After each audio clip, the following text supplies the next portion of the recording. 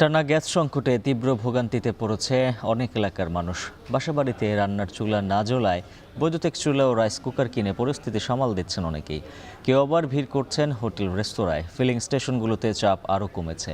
এ বিষয়ে আরও বিস্তারিত জানাতে তেজগাঁ থেকে যুক্ত আছেন আত্তুস রহমান দিব্য, ময়মনসিংহ থেকে যুক্ত আছেন ইমতিয়াজ আহমেদ।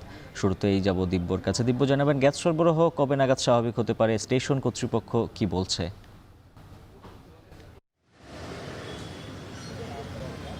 উজ্জ্বল, আমরা এই মুহূর্তে তেজগাঁয়ের একটি ফিলিং স্টেশনে আছি। সেখানে দীর্ঘ সময় ধরেই আসলে পরিবহন চালকরা, বিশেষ করে সিএনজি চালিত যেসব পরিবহন রয়েছে সেসব চালকরা আসলে অপেক্ষা করছেন। কার্যত জানিয়ে রাখি যে এখানে আমরা এসে কোনো গ্যাস সরবরাহ বা কোনো গাড়ি গ্যাস পেয়েছে তেমনটি দেখিনি। আমরা ফিলিং স্টেশনের কর্তৃপক্ষের সাথে কথা বলেছি। তারা বলছেন গতকাল সকাল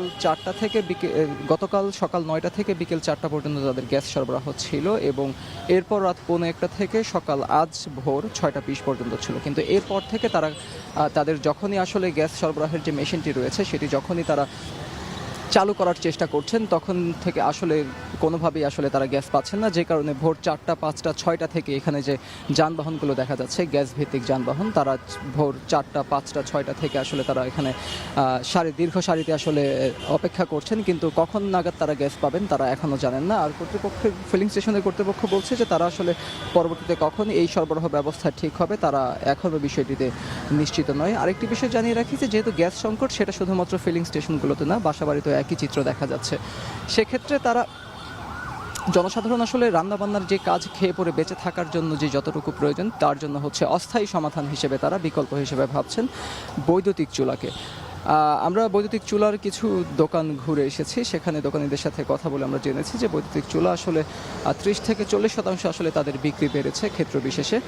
কিন্তু ক্ষেত্র বিশেষে বিক্রি বাড়ার ফলে তাদের দোকানিদের একটি লাভজনক অবস্থা চলছে। তবে যারা ভোক্তা রয়েছে এইসব চুলার ভোক্তাদের অভিযোগ হচ্ছে তারা একই সঙ্গে লাইনের গ্যাস যারা ব্যবহার করেন গ্যাস পাচ্ছেন না, তারা গ্যাসের বিল ঠিকই দিচ্ছেন। সেই সাথে যেহেতু বৈদ্যুতিক চুলার জন্য আলাদা বিদ্যুৎ খরচ হচ্ছে, সেক্ষেত্রে তাদেরকে বাড়তি বিল গুনতে হচ্ছে। এক্ষেত্রে তারা তাদের অসন্তোষ প্রকাশ করেছেন খানিকটা। এবং যারা আসলে বৈদ্যুতিক চুলাই সবাই আসলে না, যারা অস্থায়ী সমাধান হিসেবে অনেকেই আসলে হোটেল রেস্তোরাঁগুলোতে আসলে খাবারের জন্য ভিড় করছেন। রাজধানীর তেজগাঁয়ের ফিলিং স্টেশন থেকে গ্যাস সংকট নিয়ে এই ছিল আমার কাছে সবশেষ তথ্য। উজ্জ্বল। ময়মনসিংহ থেকে যুক্ত আছেন ইমতিয়াজ আহমেদ। ইমতিয়াজ, জানাবেন ময়মনসিংহের ফিলিং স্টেশনগুলোতে সার্বিক কী চিত্র রয়েছে?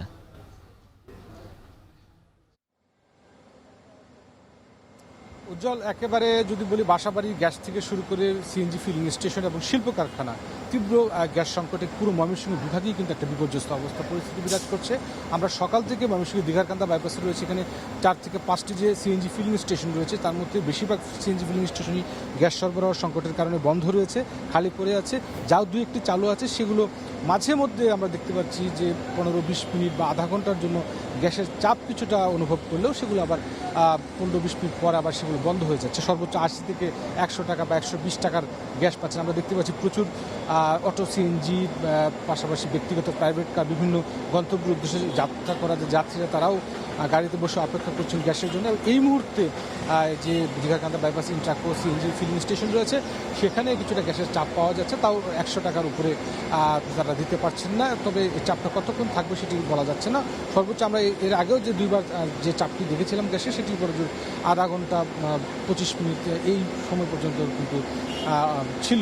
অর্থাৎ দীর্ঘ সেই মধ্যরাত থেকে শুরু করে ভোর থেকে শুরু করে গাড়িগুলো অপেক্ষা করছে। পাশাপাশি অন্যান্য দিন আমরা যেটা দেখি যে আরও যে অন্যান্য সিএনজি পাম্পগুলো সেগুলো চালু থাকতো, মাঝে মাঝে গ্যাসের চাপ আসতো, সেখানে অনেক সিএনজি গ্যাস সরবরাহ করতে পারে, সেগুলো বন্ধ থাকার কারণে সংকটটি আরও তীব্র হচ্ছে।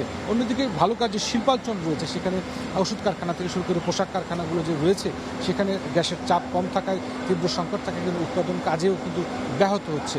অন্যদিকে বাসাবাড়িতে বিভিন্ন এলাকাগুলোতে যে গ্যাসের চাপ অনেকটাই কমে গেছে, এখানে রান্নাবাড়ি কষ্ট হচ্ছে এবং যার জন্য এলপিজি সহ বিভিন্ন অন্যান্য যে জ্বালানির সুবিধা, ইলেকট্রনিক চুলা, সেগুলো তারা ব্যবহার করার চেষ্টা করছেন। আমরা দেখতে পাচ্ছি যে দীর্ঘ অটো সিএনজি যে সারি, ব্যক্তিগত প্রাইভেট নৌকার সেটি সারি কিন্তু দীর্ঘই হচ্ছে ক্রমাগত, এবং এই রোদের মধ্যে অপেক্ষা করছেন। যেটা আগেও বলছিলাম যে যারা চালক রয়েছেন তাদের খুবই বিপাকে রয়েছেন, মানবতর জীবনযাপন করছেন। অন্যদিকে বেশি ভাড়া গুনতে হচ্ছে যাত্রী পারাপারে। বিভিন্ন জেলা উপজেলায় গন্তব্যের জন্য কিন্তু এখনও ময়মনসিংহে প্রচুর, প্রায় 25 থেকে 30 হাজারের মতো জেলাতেই অটো সিএনজি কিন্তু চলাচল করে। এছাড়া প্রাইভেট কার তো রয়েছে।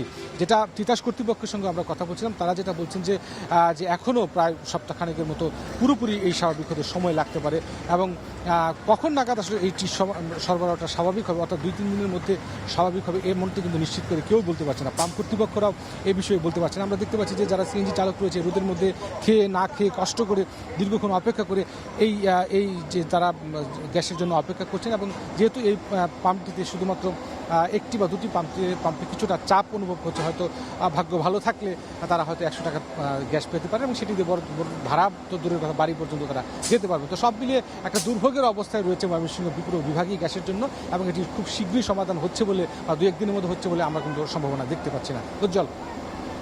ময়মনসিংহ এবং রাজধানী থেকে গ্যাস পরিস্থিতির খবর জানাচ্ছিলেন সহকর্মীরা।